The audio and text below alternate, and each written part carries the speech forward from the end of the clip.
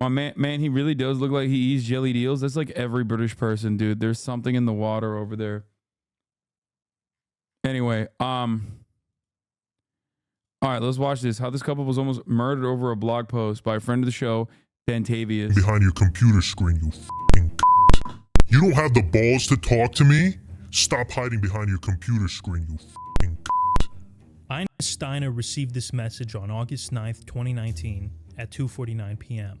10 minutes later, she got this bizarre voicemail. Hi, Ina. Your wet specimen is ready to be delivered. You'll have to sign for it. Wet specimen? What the hell is a wet specimen? Sounds like something you leave in the toilet after eating Chipotle, she thought to herself. Ina's husband David called FedEx and asked them what a wet specimen was. Turns out it was a dead pig fetus, you know, like the kind you dissect in high school biology. As to why it was being sent to their house, they had no idea. Things only got more disturbing from there. Later that same day, a package showed up on the Steiners' porch. Ina went against her better judgment and decided to open it up. Huge mistake. As soon as she saw the contents, she let out a blood-curdling scream. Inside the box was a severed pig's face attached to a clump of human hair. Well, actually, it was just a Halloween mask from the movie Saw. Ina was relieved when she realized that, until she remembered Saw was about a psychopathic killer who kidnaps and tortures people. Wanna play a little game? Not even 10 minutes later, she received another message. Do I have your attention now? This was not an isolated incident. By the time these packages arrived, the Steiners were being terrorized for an entire month by some psychotic individuals. And the worst part about it was, they had no idea why. So who even are the Steiners in the first place? Well, for the most part, they were your typical middle-aged suburban couple, except they ran a website called E-commerce Bytes, which tracked news and trends across e-commerce platforms like Amazon, Etsy, and eBay. They quickly built up a small but active following and gained a reputation as being one of the most trusted sources for anything e-commerce related. People really love this website. Well, I mean, not everyone, actually. Some people really hated it. Since its inception in 1999, E-commerce Bytes only had 2 employees. Ina, who wrote the articles, and David, who handled the business side of things. By all accounts, the Steiners were upstanding members of the community, and nobody had a bad word to say about them. So why were they being targeted? Maybe they weren't as wholesome as they seemed. Or maybe they just pissed off the wrong person. Let's go back to the day the harassment first started, and we'll try to put the pieces together as we go. Oh, and on a completely unrelated note, I've been watching a lot of Law & Order SVU, so that might come out in this video a little bit. On YouTube, there are 2 types of videos. Low-quality soulless slop that's churned out on a weekly basis with sole purposes of making as much money as possible, and based videos. This is the latter. It's 3 a.m. The Steiners are fast asleep when suddenly they're awoken by the sound of a phone ringing. It's an unknown number, but David picks up anyways. Has this man never seen a horror movie? When he answers the phone, he's greeted by heavy breathing, followed by the person hanging up. Okay, that. I think nowadays, because of like so many fucking so many robocallers and shit, most people will never pick up a fucking phone number if they don't recognize it. It's a little weird, but hey, maybe it's just. But it makes sense back then. They're kind of boomers. They probably thought like, oh yeah, I'll pick it up. Wrong number. David thought nothing of it and went back to bed. The next morning, he went to check his mail and noticed that his fence had been vandalized. Somebody spray painted the word Phytomaster on it. What the heck was a Phytomaster? Was that the name of the vandal? Was Phytomaster the person who called him in the middle of the night? Luckily, things calmed down after that. For like a month. Seemingly out of nowhere, Ina started getting a ton of aggressive DMs on Twitter from someone with the handle Toy-Elay. Things like this. Ina, what's your problem with eBay? You know that's how we pay rent, right? Remember this one, because it's going to be important. Hello? What the fuck is it going to take for you to answer me? To be fair, it wasn't the first time she got hate messages, but it was never this bad. Still, she tried to just ignore it. Then things started getting weirder and weirder. The Steiners' work email was bombarded with all sorts of weird-ass subscriptions. InfoWars, Sin City Fetish Nights, the Satanic Temple, and most disturbingly, the Franklin the Turtle Fan Club. Bro, I swear to God, there's just like, we still don't have a decent way of like dealing with psychopathic like cyber stalkers. We just have no fucking way, which is kind of crazy. Like there's just no, as long as someone's got a will, dude, so if someone is like willing and motivated, they can just like just keep doing insane amounts of internet crime. Meanwhile, the hate messages continue to pour in. I'm waiting. I don't like waiting. I guess I'm gonna have to get your attention another way, bitch. This message was sent the night before the wet specimen incident, and this was only the beginning. After they got the pig mask, the Steiners would continue to receive all sorts of weird deliveries on an almost daily basis. Everything from pizzas to pornos to boxes of live cockroaches and spiders. David and Ina were so freaked out that they adopted the lifestyle of a Reddit mod and stopped going outside completely unless it was absolutely necessary. And on those rare occasions when they did venture out of the house, they noticed that they were being tailed by a black van. By this point, they were so traumatized that they didn't know if they were actually being followed or they were just going insane. Because every time they called the cops, the black van would disappear like it never existed. Police couldn't make heads or tails of the situation. Whoever was behind this, they were no amateurs. They were organized and they covered their tracks well. But not well enough. Eventually, Natick PD was able to get the license plate of the black van. It was rented by a woman named Veronica Zay. This must have been some kind of mistake. When you think of a stalker, it's usually somebody that looks like this, not an attractive 25-year-old woman. The police decided to question her anyways. They found out she was staying at a hotel in Boston nearby, so they called her room and her husband picked up. He said she would be down right away to chat with them, but she never came down. Instead, she got on a plane to California. Natick PD had to get the FBI involved, and it didn't take them long to track her down. Turns out, Zay worked for a company called Progressive Force Concepts, a security firm contracted by eBay. No! The feds flew down to Fucking way! No! Bro, Pinkertons, dude?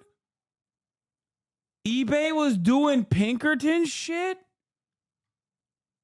Yo, what the fuck? Okay, this does unironically make me sometimes feel like a lot of people be like, Hassan, you got like hella stalkers, people sending you death threats and shit. Like, do you ever feel like maybe it's, you know, agencies that are involved in this circumstance? And now it makes me feel like, who knows? Maybe that's not that far-fetched. I don't know. San Jose to interrogate Zay, and she sang like a fucking... I've always operated under the assumption that these dudes are doing it on their own volition because they're just like schizophrenic and brain broken into believing that I am the greatest evil that has ever graced the fiber optic cables that serve people, you know, content on the internet, directed by at least like multiple communities that spend an insane amount of time.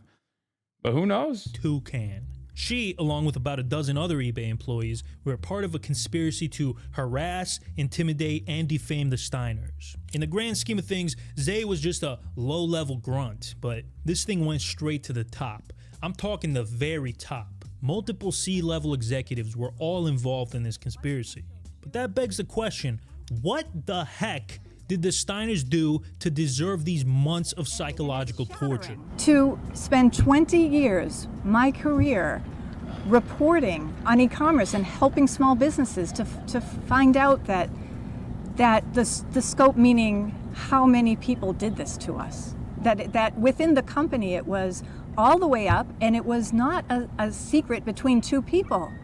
This was basically, this was corporate terrorism. eBay, that's crazy. Along with Amazon and Etsy, is one of the big three e-commerce platforms. So obviously it was a frequent topic on e-commerce bites, which, by the way, just a little side thing, this video is going to be very biased against eBay. I'm just going to come right out and say that. I fucking hate eBay, okay? I tried to buy a pair of Adidas track pants off of there once, and they sent me these. What the hell is Top Here Sport?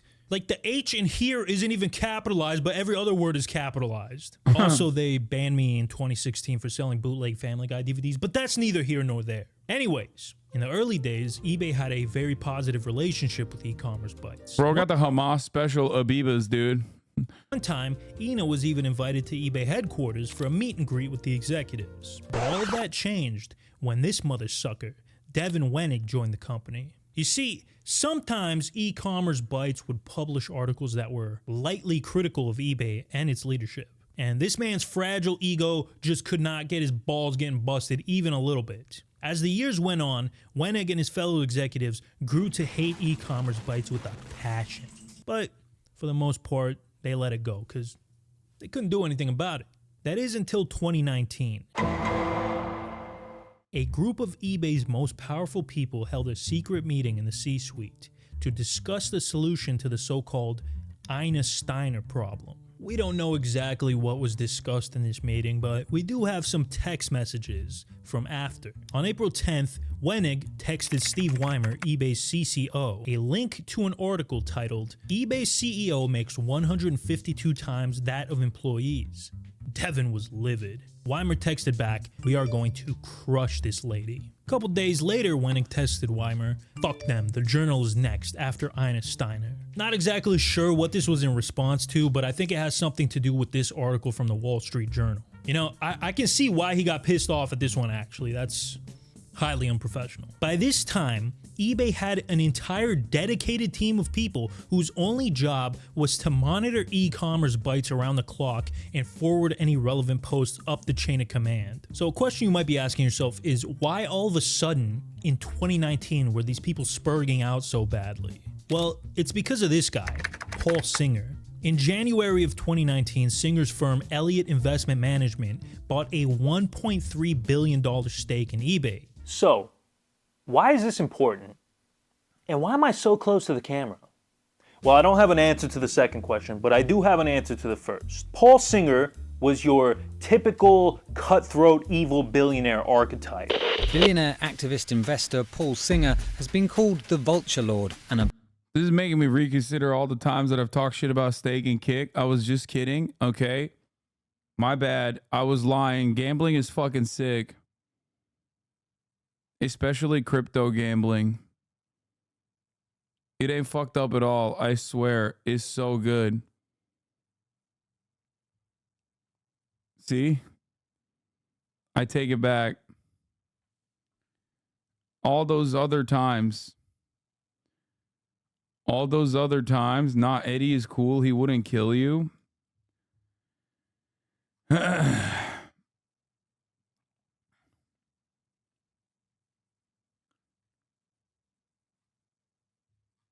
Yeah, he is cool. And also, he would never do that. And also, these guys weren't killing the Steiners. They were just stalking them.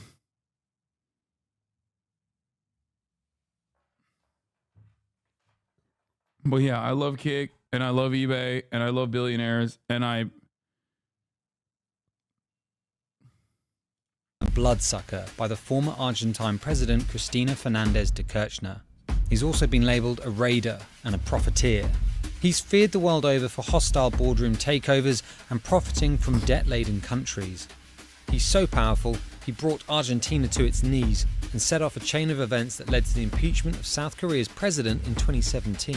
Our boy Devin Wenig was rightfully scared shitless of this guy, especially after Elliott Management released a public letter saying that eBay was underperforming. Now, this letter was essentially a thinly veiled threat telling the executives, hey, if you guys don't get your shit together, I'm gonna talk to the board and get you out of here. So Wenig and his pals had to make sure that all criticism of eBay was kept to a minimum, or else they could lose their jobs. And they basically had two ways of going about this. Number one, they could do a better job and improve the company. Or number two, they could embark on a psychopathic harassment campaign to silence all their critics. I think they went with option two. Oh, and by the way, the Steiners weren't eBay's only ops. Phytomaster. Remember him from the spray paint? Were they asking for it like the guy in Baby Reindeer? Bitch, I never said he was asking for it. You're so fucking annoying. See, Dude, my fucking weirdos are in here. Okay, they're born out of this community. I promise. They are born out of this community. It's not like fucking corporations that are hiring people to say mentally ill things. It's just they're in here. This man was basically eBay's biggest hater. He could frequently be seen in the comment section of e-commerce sites shitting on eBay and its leaders. When he wasn't doing that, he was on Twitter shitting on eBay and its leaders under his handle @unsuckebay. Steve Weimer in particular really hated this guy. I am utterly vexed by this. This Twitter account dominates our social narrative with his constant obsession with trolling us. There are a few people, including Ina Steiner, who have seemingly dedicated their lives to erroneously trashing us. I genuinely believe these people are acting out of malice, and anything we can do to solve it should be explored. Whatever it takes. On August 1st, Ina published another article that really rustled Devin Wenig's jimmies. It was about how he built an exact replica of this Manhattan bar called Walker's West on the eBay campus. Fidomaster tweeted out a link to Ina's article and criticized Wenig for undertaking such a big, expensive project while eBay was going through layoffs, cost reductions, and scrutiny from Elliott management. This was the beginning of the end. Wenig gave the order, if we're ever going to take her down, now's the time. eBay's brass got together again and decided to turn things up a notch. Fidomaster had to go, but first they had to deal with... Guys, it's a great Pandu. I already said I love Kick. I love all of the communities that you come from. I was wrong, and I love capitalism. Please. Ina Steiner. But obviously these two schmucks weren't going to get their own hands dirty. That's where this guy, Jim Baugh, comes into the picture. He was eBay's head of safety and security. Stop! You violated the law. According to court documents, before coming to eBay, Baugh worked for the US government where he, quote, engaging in various activities on the government's behalf, including conducting physical and electronic surveillance, engaging in physical trespass, and using false pretenses to gain unauthorized access to private resources. So this man was no stranger to doing some shady shit. Weimer passed on Wenig's request to take her down to our boy Jim Baugh. He also added, hatred is a sin. I am very sinful. I'm not fucking around with her anymore. I want her done. She is a biased troll who needs to get burned down. This man is actually comically evil. So this Baugh fellow was pretty much given carte blanche to do whatever he wanted. And Okay, I want to reiterate something here. They're talking about like a literal fucking wife and husband operation that's just posting a blog about e-commerce websites, including but not limited to eBay. That is insane. This is, oh my God. he started by formulating the most psychotically evil scheme ever. It was simple. He would get a bunch of his goons to terrorize the Steiners until they couldn't take it anymore. Then eBay would come in and offer to help them. They would be so grateful that they would only write articles glazing eBay from that point on. He called this the White Knight strategy. And if this kind of sounds like the plot to Body of Lies, that's because it is.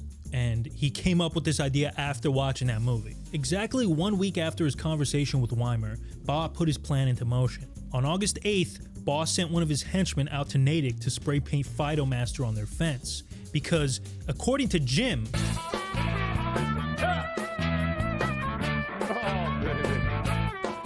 that was weird. According to Jim,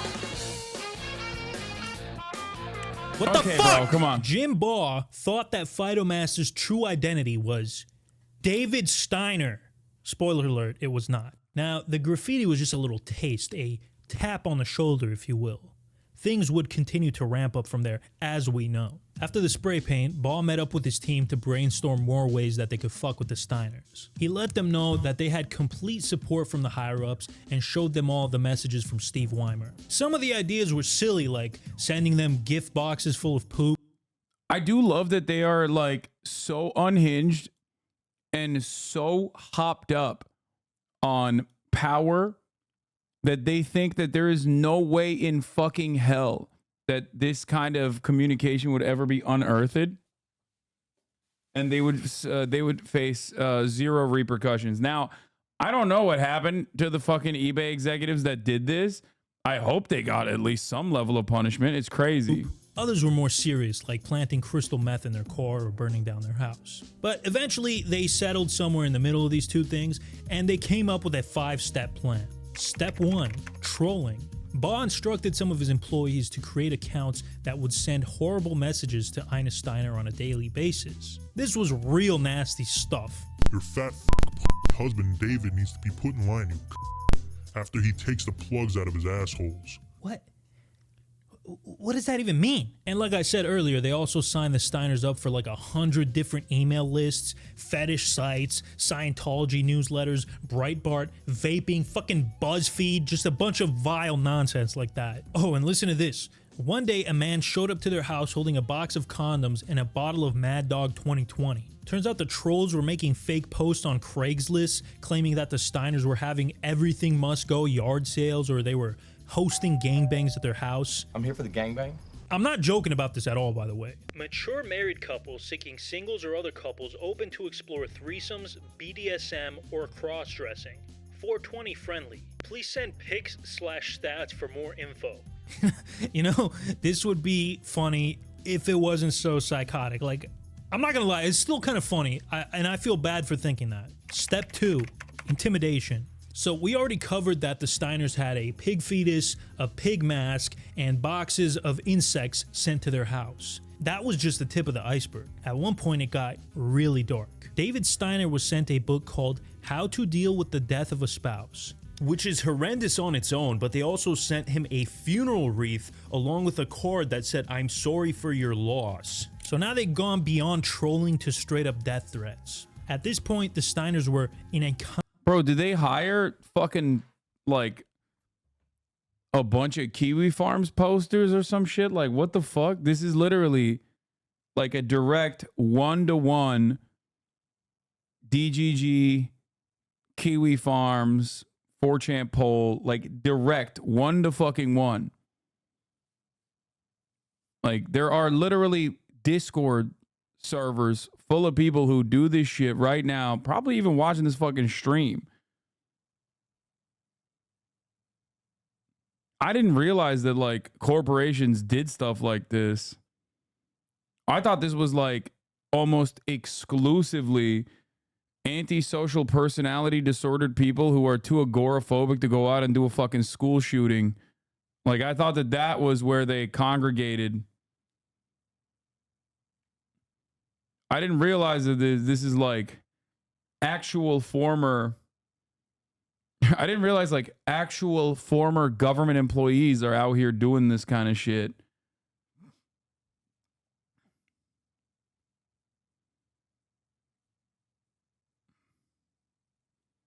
What the fuck's the FBI doing? Why the hell did we pass the Patriot Act if not to stop these kinds of people? Do you think the Patriot Act was passed to stop these kinds of people? No, dude. Are you trolling? No, I am not trolling.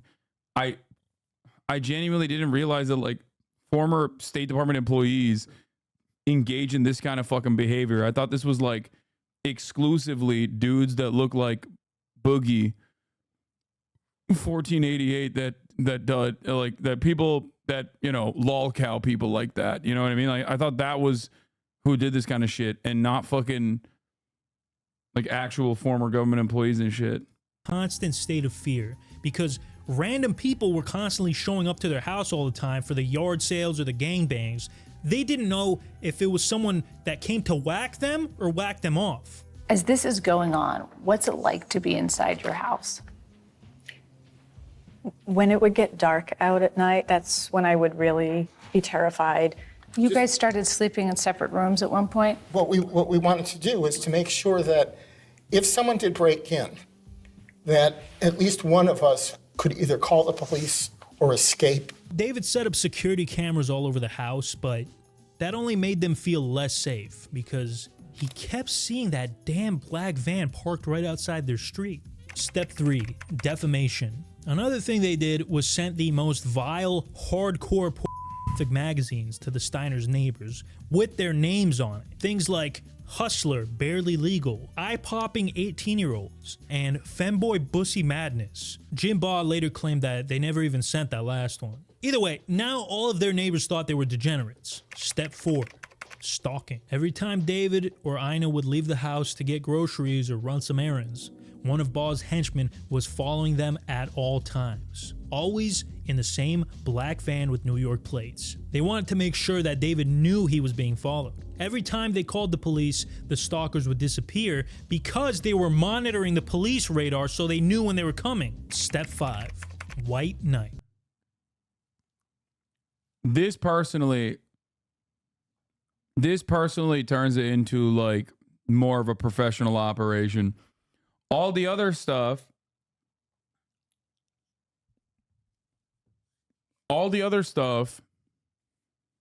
mostly internet guys, but random trolls will do stuff like this, but they won't fucking take it to this level. At most, they'll like, you know, put your address on Craigslist and try to get other people to like other solicitors to come to your fucking house. That kind of shit. They won't personally ever leave their houses. Especially when you're like monitoring police radars or monitoring like police radio. That's professional. Personally stalking a person and also monitoring the police radio to make sure that like you're not caught by the police while you're in the process of personally stalking a person. That's where the basement dwellers. That's what I would say separates the basement dwellers from the actual professionals. Once the Steiners were good and scared, eBay would reach out to them and offer to help. Then, when all the harassment magically went away, the Steiners would be so grateful. They would love eBay. They would only write articles about how great eBay was forever. And if that didn't work, there was a plan B. Oh wait, I almost forgot about Fidomaster. We'll come back to plan B in a minute. So, while Baugh's goons were out there terrorizing the Steiners, Jim himself was spending most of his time trying to identify Fidomaster. And he did this by catfishing him. He set up a fake Twitter account with an attractive woman as the profile picture and slid into Fidomaster's DMs. Marissa claimed that she was a disgruntled eBay employee who had video evidence of eBay executives engaging in illegal activities, and she wanted to turn the video over to Fidomaster at a... I've been giving a lot of thought to what you said. I'm going to trust you with something. I got 3 extremely damaging videos of executives misbehaving. They don't know I have these, and I don't know what to do with them. Hey, Marissa, okay, so to be clear, I'm not an attorney and in no way qualified to give legal advice. Were you an observer or victim in these videos? Or did someone share them with you? Also, with these videos, is it misbehaving Harvey Weinstein, Anthony Weiner type misbehaving, or something showing them clearly breaking laws or something else in general? These are my videos and they're real. No one knows that I have them. I don't want a lawyer. All I want is for the public to see these. It's Weinstein Weiner stuff. Some of it is illegal too. A secret drop point. Baugh thought that he had Fidomaster by the balls. Here's a message he sent to Steve Weimer. Regarding the unsuck idiot, I have reason to believe he's either her husband or another close associate. I've been communicating with him every day. I told him I have an incriminating video that he needs to see. He bid on it, hook, line, and sinker. I want to leave it at a hotel concierge for him. If I can get him to pick it up, his ass is mine. God only knows what was on these tapes, but I can imagine it was CP or something else incriminating that they would use to blackmail Fidomaster. But luckily, he's no idiot and didn't fall for this, frankly, very obvious honeypot. Yeah, I don't want a lawyer. I just want to give you these videos. It's so funny because it's like, yeah, my husband is dead. I don't want love or a relationship. I just want sex. Like, bot behavior, okay? Straight up. The exact type of bot copywriting that will only dupe people in their weakest moments when they're their horniest, fapping, okay? Like, there is no way that you get duped by some shit like that unless you're literally got one hand on the fucking mouse and the other on your cock and you're just ripping it. Scheme. I don't know about you guys, but if an attractive woman ever messages me out of the blue, I'm immediately assuming it's a federal agent. So his true identity was never discovered, and he was spared from the torture that the Steiners were going through. Which brings me back to Plan B, which is the most terrifying part of this whole video. While the whole harassment campaign was going on, Devin Wenig was conveniently on sabbatical in Europe, which I'm sure is just a coincidence and definitely not a thinly veiled attempt at plausible deniability. Weimer wanted to take care of e-commerce bites before he got back from the sabbatical, but they were already running out of time. It had been 2 weeks, and the Steiners were still writing about eBay. That's when Plan B came into effect. What's Plan B? Plan B was basically ordering a hit on the Steiners. No! You see, Baugh's employees were mostly former military or police, and they were completely loyal to him. That's why his department has been referred to in court documents as eBay's internal army. So he had these two guys. Bro, what is going on in this fucking country? Oh my God, bro. Someone said Eddie would never. No, definitely not.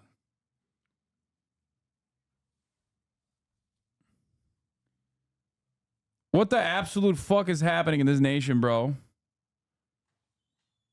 Why is this allowed? Like, I thought this was like some Pinkerton shit. You know what I mean? I thought this was like in the rear view mirror as far as like American history goes.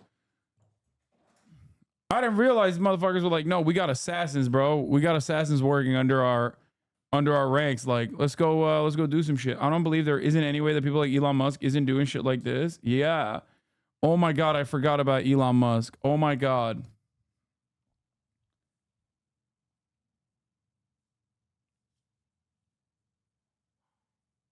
Oh.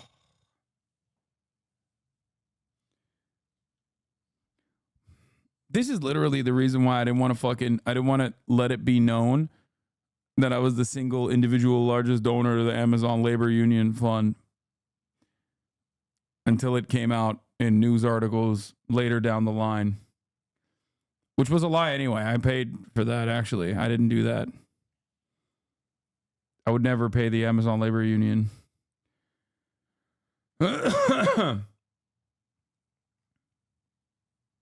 Gilbert and Cook, who were both former police captains, they reached out to a Samoan gang who they knew and paid them a couple $1,000 to fuck with the Steiners. Baugh said, and I quote, "Once the Samoans are involved, it's out of my hands." I don't know what that means, but it can't be good. That's also why they picked the name Toy Ilay as the main account that was harassing the Steiners, because it sounded Samoan. Luckily, it never came to that, because soon their plan would start to fall apart.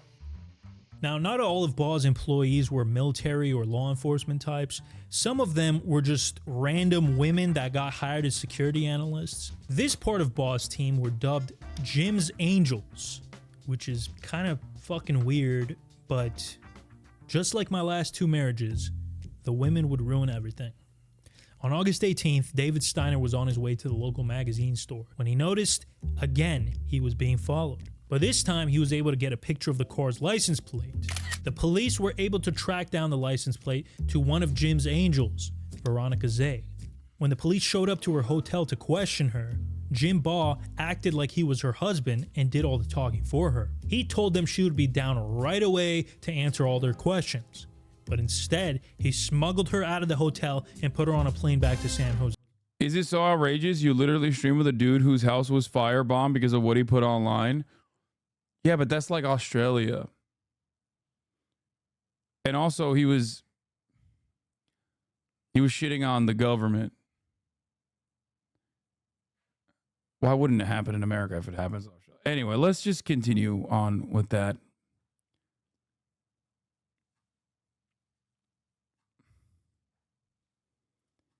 I mean, to be fair, I've also personally interviewed, people locked up for treason and tortured by the federal government, by the military, as a matter of fact, for months on end. Dude, I love the government. And also, you interviewed Elon's baby mama? Shut up. No, I didn't. That's a fucking lie. I never did that. I personally never would interview Elon's baby mama. Are you fucking nuts?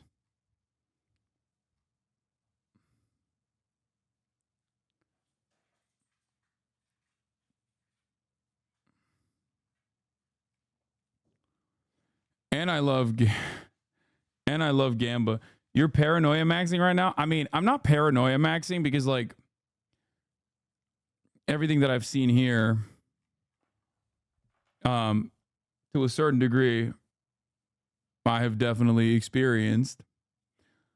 Except, you know.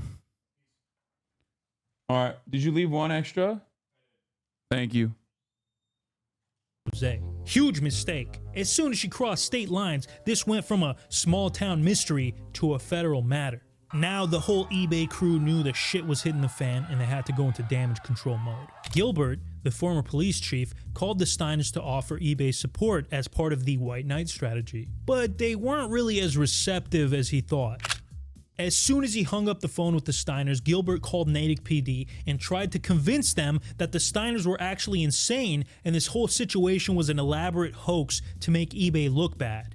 A couple days later, the FBI discovered that the deliveries sent to the Steiners were paid for with gift cards purchased at a Safeway in San Jose, just a few miles from eBay headquarters. These people must be stupid or something. I thought they were like master strategists, but I guess not. To be fair, I think that, like, at a certain point, there's always going to be a paper trail.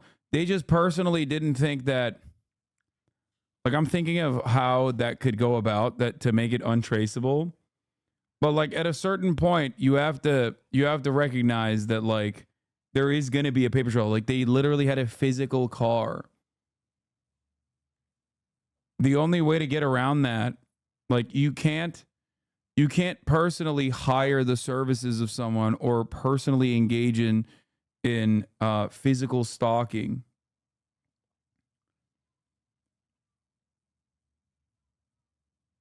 without you can't do all of that without, like, leaving some sort of paper trail or some sort of physical trail. You know what I mean? It's gonna happen.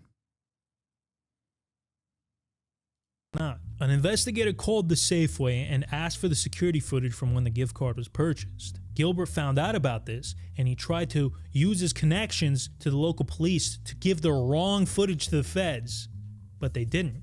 Meanwhile, back at eBay headquarters, they were having a party, a shredding party. They were destroying documents, deleting messages, and coming up with cover stories for when the FBI inevitably came after them. As soon as the FBI probe became public, Wenig immediately denied any wrongdoing and stated there was no direction, no knowledge, no private understanding, no tacit approval, ever. Weimer also told the press he would, quote, never condone or participate in any of these activities. You sure about that?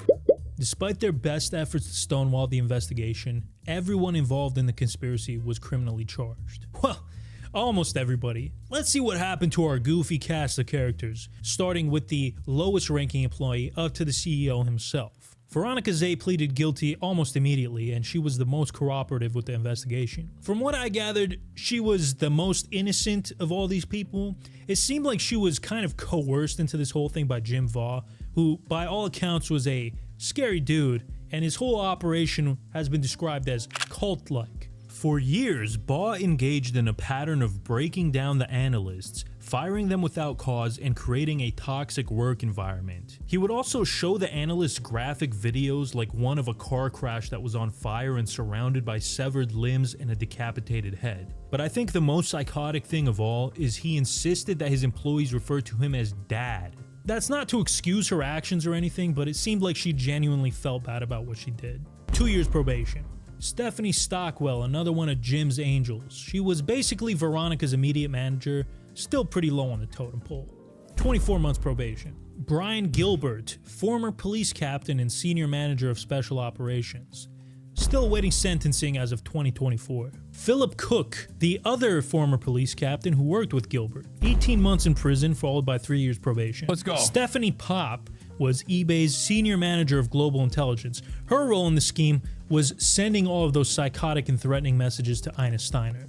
13 months in prison. David Harville, eBay's director of global resiliency. He was Baugh's right-hand man. 2 years in prison, 2 years probation, and a $40,000 fine. Jim Baugh, 57 months in prison, 2 years supervised release and a $40,000 fine. No, that's not nothing, bro. Are you kidding me? For fucking corporate espionage, corporate cyber stalking, like, I'll take it. I just want to know what happened to the executives who were directly involved.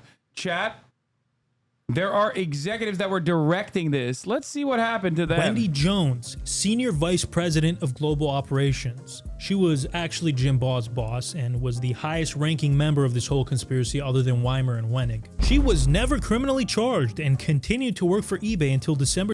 Are you fucking kidding me, bro? Are you fucking joking? That's insane. That is fucking unimaginable, dude.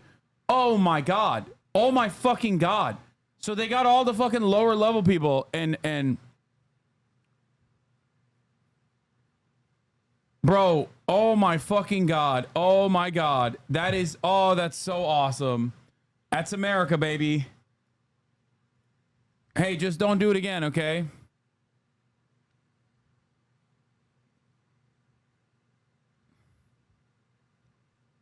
2020 before receiving an $11 million severance pay. Today, she's a board member at Prudential Financial. Steve Weimer is now... No, they did mention that they sent them spiders and cockroaches in the mail. He did mention that. Now the CEO of the Boys and Girls Clubs of Silicon Valley, which is amazing. This is definitely a man who should be working with children. The Boys and Girls Club's chairman of the board said he was aware of what happened at eBay, but believed Mr. Weimer is a leader with integrity. And I don't know, maybe this guy's going off a different definition of integrity than I am. Oh my God. But I don't think that's the word I would use, necessarily. Now, you might think that Devin Wenig also got off scot-free, but you'd be completely wrong. Not only was he pressured to resign from eBay, but he was also forced to accept a $57 million severance package. He currently sits on the board of Salesforce and General Motors. It's almost like when you have enough money and influence, you can get away with committing crimes. You could almost say that we live in an unfair system where the rules are different for rich and poor. Nah, that can't be right. As for eBay itself, they were found criminally liable and had to pay I think dudes who are operating in the fucking troll servers, Discord servers, subreddits and whatnot should remember what happened to the lower level enforcers that actually followed on the desires of cyber stalking individuals. That's all I'm going to say. You know, maybe the executives don't get into fucking trouble at the end of the day. But if you're the one who is operating on the wishes of others and engaging in this sort of shit, perhaps, you know, perhaps you might get into trouble as well. I'm just saying. a hefty fine of $3 million. Plus, they had to promise to be good boys for 3 whole years. The Steiners made a public statement about all this on their website. We were targeted because we gave eBay sellers a voice and because we reported facts that top executives didn't like publicly laid bare. As of today, the Steiners have received no compensation for their permanent psychological damage, and they're currently suing eBay in criminal court, where I'm sure justice will prevail. God damn, eBay recently bought the card game selling website TCG Player and has been busting their unionization efforts. Jesus Christ. This was in many ways illuminating, very alarming. They did all this just to target some bloggers in